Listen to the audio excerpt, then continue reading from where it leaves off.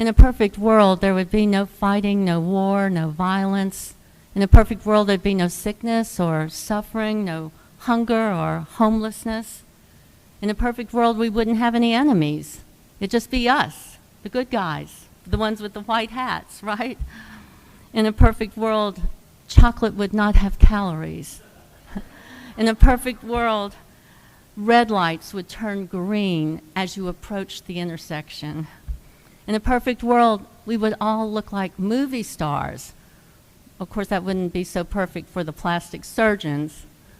In the perfect world, it'd be all saints, no sinners. Speaking of saints, in a perfect world, the Saints would win the Super Bowl this year. The Saints would win the Super Bowl every year. But that might not be so perfect for the Falcons, would it? In a perfect world, there'd be blue skies every day, smooth sailing, no flies, no mosquitoes, no ants at the picnic, and no weeds in the garden. But you have only to read the headlines, right, to know that we do not live in a perfect world. It may have started out a paradise, the Garden of Eden, but now there are, without a doubt, weeds in that garden. And sometimes it looks to me like the weeds are winning. Is there any way we can eradicate these weeds once and for all? And that's what this parable is about. It's about living in a world that is less than perfect. If you've ever asked the question, and most of us have asked the question of why is there evil in this world? Why do bad things happen to good people? This parable tells us why. This parable tells us that it's because God is not the only one at work in this world. God has an enemy who has sown seeds of hatred and evil in this world, weeds. And what are God's people going to do about those weeds? That's what the servants in the parable Jesus told want to know. Can't we just pull them? They asked the householder. We ask the same question too. Can't we just yank them? Get a big bottle of Roundup in this hand and charge up the weed eater for this hand and eradicate those bad guys. Fight fire with fire. In fact, I think that's what a lot of Christians think the church's main job is to do. Is our main job to be the moral exterminators of an evil-infested world with our finger on the trigger of a big bottle of Roundup over here going squirt, squirt against those sinners, eradicate them, and a weed eater in this hand over here whacking out the bad guys over there? You know, more than once, and probably this has happened to you too, I've been accosted by a super Christian who thought I was the wrong kind of Christian, not fundamentalist enough, that I was one of those weeds who wanted to fix me, to correct me, to make me the right kind of Christian with the right kind of doctrine. They would even condemn me. I know so many people who have turned away from the faith altogether because of this type of weaponizing of the faith. Is this the job description that Jesus has given us as a mission on earth, to be the weed eaters of the world? Boy, are we surprised when the Master says, no. No, he says, judge not. You do realize this is one of the major teachings of Jesus, judge not, and yet it's the one we ignore the most. Why do you take the speck out of your brother's eye, he asked. You're so intent on getting that speck out of his eye, and all the while there's a log in your own eye. Remember the story of the woman caught in adultery and how her accusers were all ready with their ammunition to stone her to death until Jesus said, let the one of you without sin be the one to cast the first stone. They had to all walk away, because the truth about every one of us is that not one of us is without sin. There's a whole log cabin in my eye, and there are enough weeds growing in my garden to keep me busy for the rest of my life. And you may look like a weed to me, and I may look like a weed to you, and you and I look like weeds to somebody else, I'm so sure. But as Martin Luther, the great reformer, once said, we are at the same time both saint and sinner. The great Russian writer Solzhenitsyn said, the line separating good and evil passes through every human heart.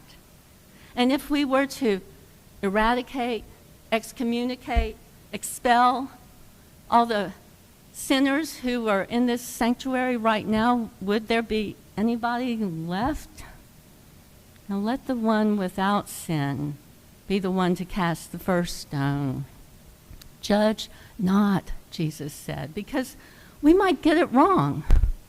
Listen, it's important to know in this parable that the Greek word that is used for weed, it's translated as weed, means a particular kind of weed, which is known as darnel.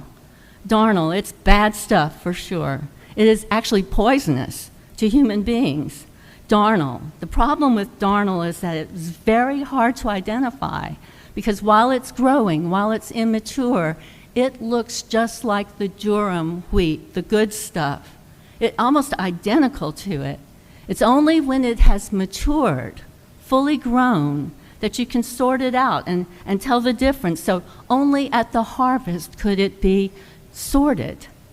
To pull the darnel wheat while the durum wheat was still growing was to risk doing harm, pulling up the good wheat with it. That's why Jesus tells the servants in the parable, no, don't do it.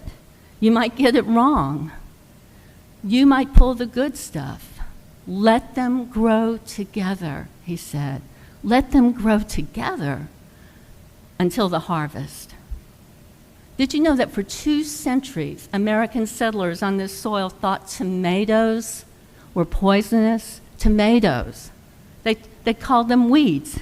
Now we love them. We grow them. We import them from South America. We eat them raw, fried, simmered in sauces. I know we eat them almost every day of our lives at our house. Marijuana. Is it weed or wheat? We know that people used to get thrown in jail for smoking marijuana, and now physicians actually prescribe it in certain cases for its medicinal value. Who would have ever thought that day would come? So many plants that we thought were weeds have turned out to have nutritional or medicinal value, offering amazing health and even gardening benefits, completely changing the way we look at our backyards. Purslane, for instance, is packed with vitamins A, C, E, and omega-3s. Dandelion is completely edible. Every part of it is edible, and it too is packed with vitamins A, C, and K. Clover actually can add natural fertilizer to our soils if we don't pull it up. Ralph Waldo Emerson once said, "What is a weed?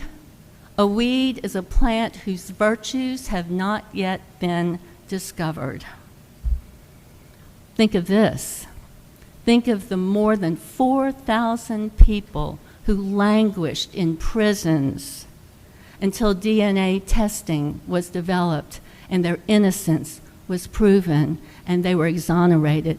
Think of the years of their lives that were wasted because we thought they were weeds. Galileo was thought to be a weed. Einstein, Churchill, Disney were all at one time thought to be weeds. They thought Jesus was a weed. They tried to exterminate him. No, we're not very good judges. And Jesus is telling us in this parable that that's not our job. Our job is not to be the weed eaters of the world, but the weed planters, the weed growers. He says, don't concentrate on killing the bad stuff, just concentrate on growing the good stuff.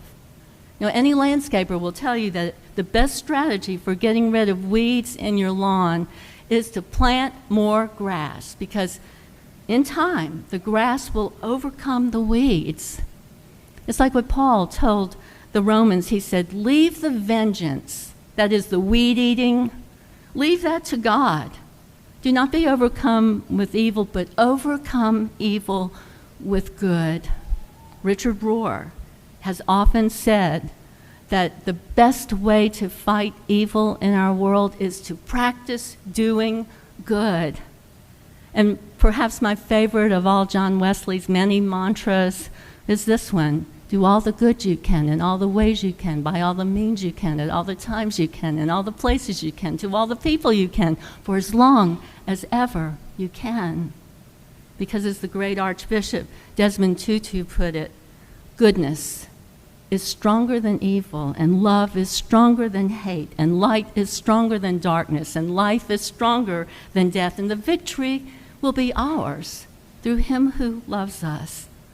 As Martin Luther King Jr. put it, hate cannot drive out hate. It just increases the sum total of hate in the world. Only love can do that. And that's why I love this prayer of St. Francis that we just prayed a little while ago, because St. Francis is giving us our job description, our marching orders. Where there is hatred, he says, let me sow love.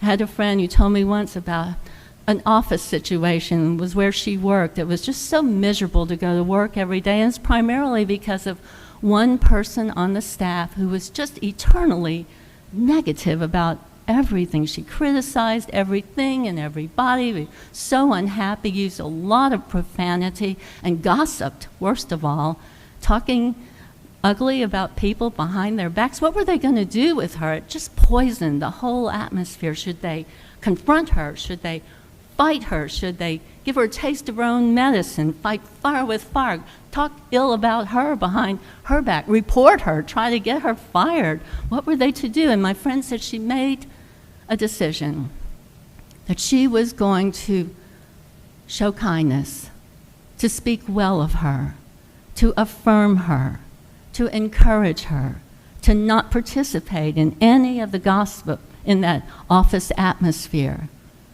It didn't happen overnight, but in time, that one person sowing seeds of kindness, love, and encouragement changed the entire atmosphere, changed this other woman. One person, one seed. You know, it doesn't mean that we condone evil, by no means. But what it means is this: let God be God. Let God be the judge. That's his job. He's the only one who's qualified to sort these things out, and in the end, he will. I think of the words of Gandhi, who was once thought to be nothing but a weed, an aggravating weed. We know now he was some of the finest Durham wheat. He once wrote, "When I despair, I remember that truth and love in the end have always won. There may be tyrants, there may be dictators, there may be murderers, and for a time they can seem invincible, but in the end, they always fall." He said, think of this: always, always they fall. We can trust that. We can trust that in the end, the wheat is going to cover the face of the earth like golden rippling waves on the sea. And in the end, truth will rise again victorious. And in the end, neither will there be mourning nor crying nor pain anymore. And God will wipe every tear from our eyes, because in the end, love wins. And in the meantime, let God be God. And me, my job, let me sow love. In the name of the Father, and of the Son, and of the Holy Spirit. As we join in